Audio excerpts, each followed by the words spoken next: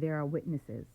So this past weekend, it was beautiful. We're in my neck of the woods, and I decided to make it a girls' day to take the girls out to the park. And my sis met me out there, and we were playing in the park with the girls. And then, of course, it don't take long for the kids to meet up with some friends, and they made friends, and they were just playing as my sister and I was sitting on the bench talking, right, just chatting it up.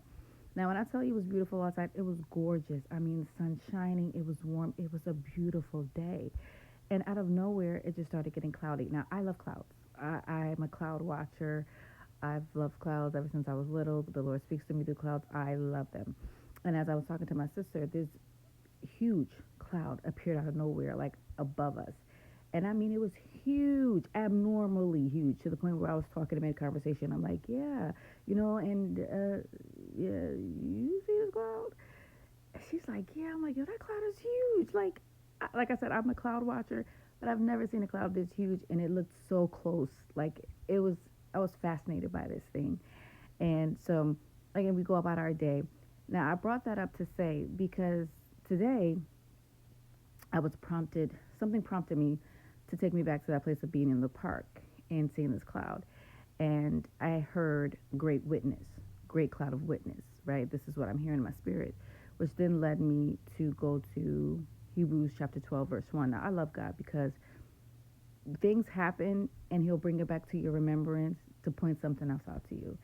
And I was taken to this particular verse, and it reads, so let's talk about it. Therefore, since we are surrounded by a great cloud of witnesses who by faith have testified to the truth of God's absolute faithfulness, stripping off every unnecessary weight and the sin which so easily and cleverly entangles us. Let us run with endurance and active persistence the race that is set before us. God has been so good. If you're anything like me, you're always talking to God. You're always like in prayer and your thoughts and just really just laying out some things before Him.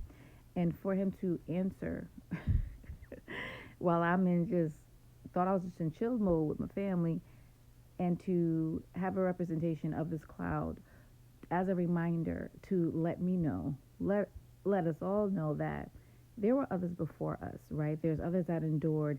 There's others that went through and never gave up, right? Their faith testified to the truth of God's absolute faithfulness. And they are true, they are we can always look to. You know how history class, there's always a go back to or go look to. We have this lined out in the Bible of those who went before us, what they went through, what they've endured, and how they came out on the other side. And we should know that that's the same God. God is the same God yesterday, today, and forever. And just like He did it for them, He'll do it for us. Just like He was there for them, He is there for us. And we have to trust and believe and let our faith testify to the truth of God, testify to His goodness, testify to Him, and lay down every weight, every sin that will so easily beset us from anything that tried to entangle us, that tried to entrap us, right? Anything that's tried to entangle is trying to entrap you, trying to keep you bound, trying to keep you locked away.